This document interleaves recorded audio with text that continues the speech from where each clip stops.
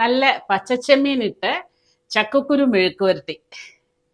ഇവിടെ ചെമ്മീനൊക്കെ കിള്ളി റെഡിയാക്കിയിട്ടുണ്ട്. അപ്പം അതോടൊപ്പം തന്നെ ഞാൻ കുറച്ച് ചക്കക്കുരുവും കീറി വെച്ചിട്ടുണ്ട്. അപ്പം അതുകൊണ്ട് നമുക്ക് നല്ലൊരു മെഴുക്ക് വരട്ടി ഉണ്ടാക്കാം. ഇവിടെ ഞാൻ ചക്കക്കുരു ഒരു പാത്രത്തിലേക്ക് ഇട്ടു.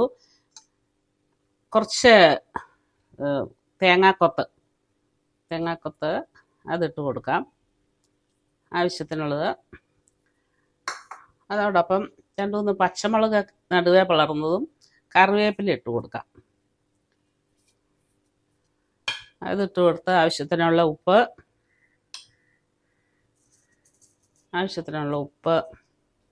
ഒരൽപ്പം മഞ്ഞൾപ്പൊടി,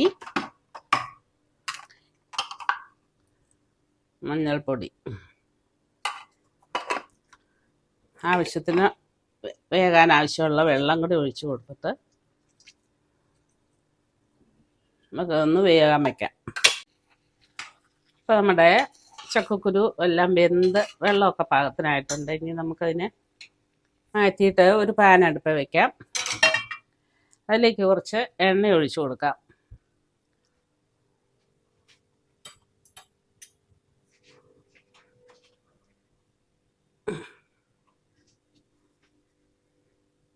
വെളിച്ചെണ്ണ ഒഴിച്ചു കൊടുക്കാം.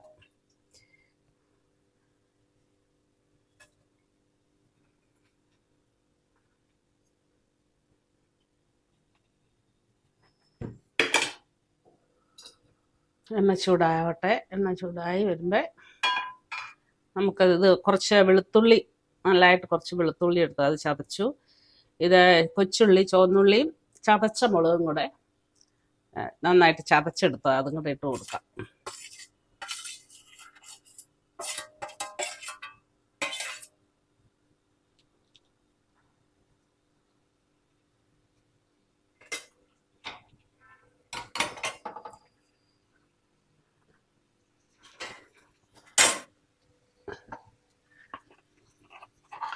ഒരു പൊടിക്ക് മഞ്ഞൾപ്പൊടി,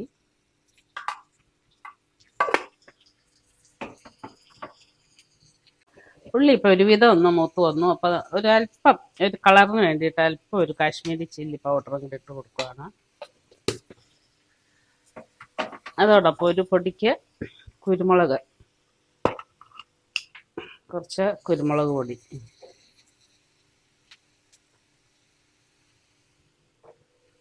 അതും ഇട്ട് കൊടുത്തിട്ട്